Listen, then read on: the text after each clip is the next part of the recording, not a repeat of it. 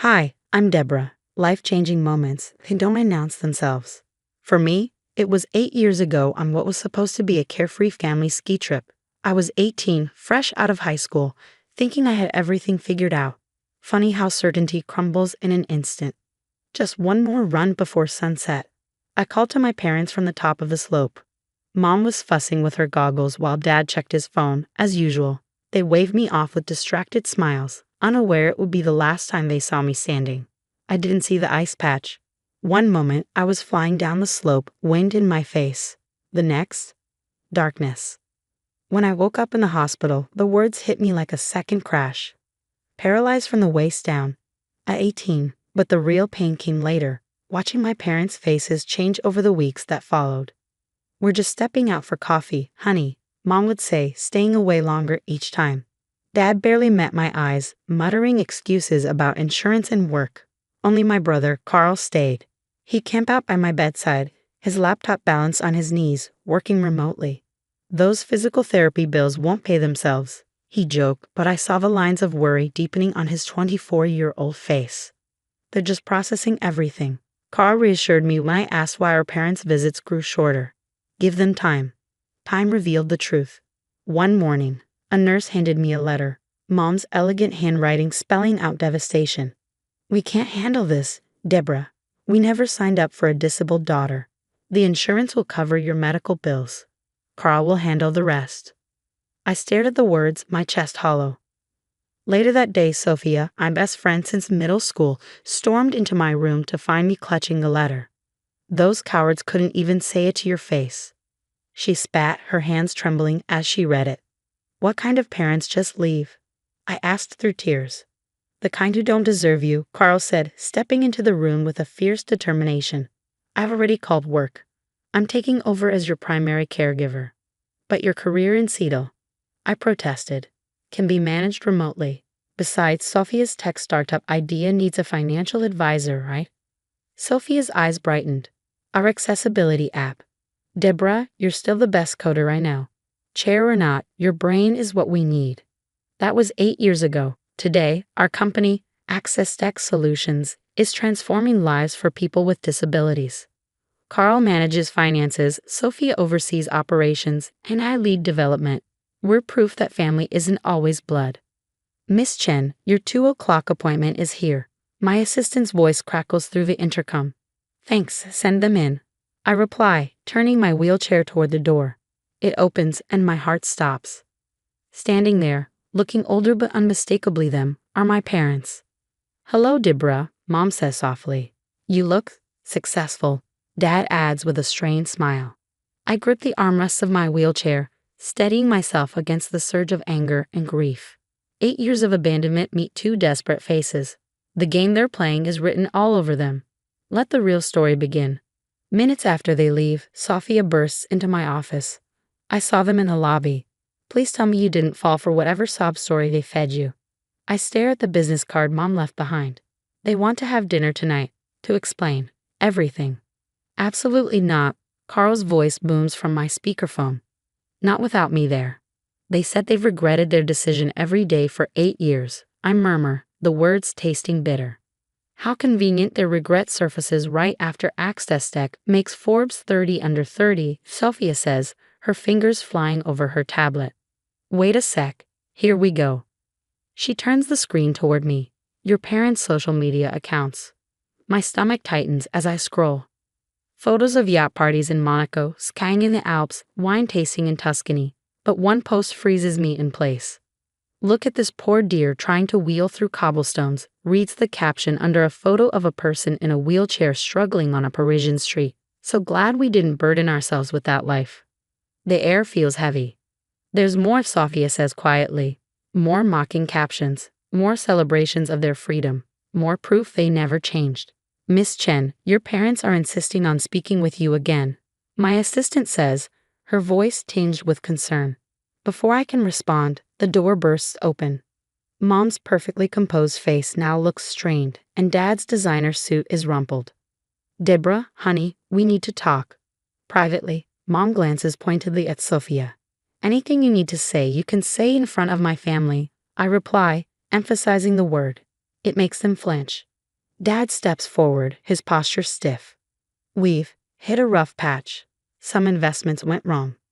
How much? I ask flatly. 2 million, he admits, his voice barely above a whisper. But it's not just about money. We really do want to make amends. Really? I say, pulling up their social media posts on my computer screen. Is that why you mocked disabled people online? To make amends. Mom's face drains of color, and Dad stumbles over excuses. Get out, I whisper, then louder. Get out. You don't understand. Mom pleads. Those posts. We were hurting. Hurting? Carl's voice booms as he strides into the room, clearly having broken every speed limit to get here. You want to talk about hurting? Try watching your teenage sister learn to live without her legs while her parents walked away. We're still her parents. Dad tries to stand his ground. No, Carl says coldly, stepping between them and me. You're just opportunists who see a cash cow in the daughter you abandoned. Now, get out before I call security. They leave, but not before Mom turns back, her voice brittle. We're not giving up, Deborah. We'll prove we've changed. After they're gone, Sophia holds up her phone. They've been contacting other successful entrepreneurs with disabilities. Same story, estranged parents seeking reconciliation. Always right when their kids hit peak success. They won't stop, will they? I ask, exhaustion seeping into my voice. Carl puts a steadying hand on my shoulder. No, but neither will we. Sophia's eyes gleam with determination. The Disability Tech Conference is next month. They'll definitely try something there. I glance between my brother and best friend, feeling the fire reignite inside me. Then let's be ready. The Disability Tech Conference is the biggest event in our industry. Normally, I'd be excited, but as I watch my parents work the room from my spot near the stage, all I feel is disgust. They're good, I'll give them that. They've convinced half the room they're devoted parents of a disabled entrepreneur, Sophia whispers, pretending to check my presentation slides. I watch Mom dab fake tears while chatting with a potential investor. Did you get everything? I ask. Oh yeah, Sophia pulls out her phone. Every conversation they've had this week, including the one where they called you their meal ticket at the hotel bar last night. Mrs. Chen is quite the actress, my assistant comments, wheeling over. She just told a Bloomberg reporter how she spent years helping you adapt to your wheelchair. Funny, since she wasn't even in the country. Carl approaches, adjusting his tie. I got something better. Remember Jeremy Wong, the developer who turned them down last month? Turns out they pulled the same routine with 3 other disabled entrepreneurs. Jeremy's got signed statements from all of them. Your parents have been running the sympathy scam for over a year. Mom spots me and waves enthusiastically. Deborah, darling, come meet Mr. Patterson. He's fascinated by your journey. Showtime, I mutter, wheeling over. I was just telling Mr. Patterson how we've supported you every step of the way. Mom gushes. Really? I reply, my voice icy. Tell him about the steps I took in Paris. Her face freezes. You know, when you photographed and mocked a disabled person struggling with cobblestones. Mr. Patterson's eyebrows shoot up. That's not, we were in a bad place then, Dad stammers. Like when you were in Monaco or Tuscany? I retort, pulling out my tablet. Would you like to see their social media posts, Mr. Patterson? They're quite enlightening. This is hardly the place, Mom hisses, her composure cracking. You're right, the stage would be better. I wheel toward the podium. My keynote starts in 2 minutes. Deborah, please, Dad says, grabbing my wheelchair. Bad move. Take your hands off my chair, I say loudly enough for heads to turn. Unlike my legs, my voice works perfectly, and I'm not afraid to use it. Security approaches as Carl steps in. Is there a problem here? No problem, Mom says, her voice suddenly sugary sweet. We're just having a family discussion. Family? I laugh bitterly. Let's talk about family. Let's talk about how you abandoned your paralyzed teenage daughter. How you mocked disabled people online while living it up in Europe.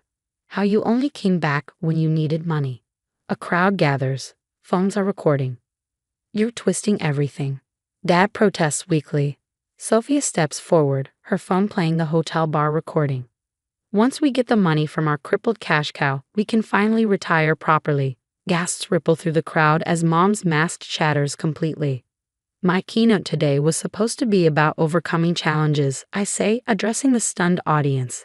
I think I'll talk about recognizing toxic people instead, starting with the ones who see their disabled daughter as nothing more than a bank account. You'll regret this, Mom hisses under her breath. I wheel onto the stage ramp, my voice steady and clear. No, Mom. The only thing I regret is ever thinking I wasn't enough. Now, if you'll excuse me, I have a speech to give. As security escorts them out, I catch Carl and Sophia's proud smiles. The real show is about to begin. My conference speech goes viral overnight. #ToxicParents and #disability rights trend for days. But the real storm hits when journalists dig deeper. Another family has come forward, Sophia announces, dropping a tablet in my lap. Their disabled son was approached by our parents 3 months ago. Same story, same sympathy play, same attempt to get investment money. How many does that make now? I ask, scrolling through the article. 7 confirmed cases, Carl says, looking up from his laptop, plus dozens of suspicious connections. Their reputation is completely destroyed. My phone buzzes. Mom again. Her desperate voicemails have grown increasingly hostile over the past week. I press play on the latest one. You've ruined us. Her voice crackles through the speaker. We're your parents, we gave you life. And I gave you consequences, I murmur, blocking their number for the final time. Speaking of consequences, Sophia grins, pulling up a news site. Your parents' business partners want nothing to do with them. That investment firm your dad worked with, they've cut all ties. Their social circles have abandoned them too, Carl adds. Turns out rich people don't like being associated with publicly exposed toxic parents. Who knew? A notification pops up on my screen. A message from Jeremy Wong. They're selling their house, I say, reading aloud. Moving to some small town in Idaho. Guess Monaco's off the table now. Live, I say, feeling lighter than I have in years. Let them live with their choices, just like I had to live with mine. Miss Chen, my assistant, pokes her head in. The Disability Foundation is on line 1. They want to partner with Access Tech for a nationwide accessibility initiative. I catch my reflection in the office window, sitting straight in my wheelchair, surrounded by real family. Put them through. And that's not all, Sophia says, practically bouncing with excitement. Remember that investor your mom was crying to at the conference? Mr. Patterson. I raise an eyebrow. He wants to fund our new education program for disabled youth. Really? $10 million worth of really, Carl says, sliding over the proposal. He said, and I quote, "True family stands by you. Let's help kids who need that support." My eyes water as I read the details. A tech education center designed specifically for disabled youth. Scholarships, mentorship programs. Everything we dreamed of creating. You know what this means, I say, looking at my real family. We can help make sure no other disabled person feels as alone as I did. About that, Sophia says, pulling up a calendar. We've received hundreds of messages from disabled individuals sharing similar stories of family abandonment. They're asking for support groups, resources.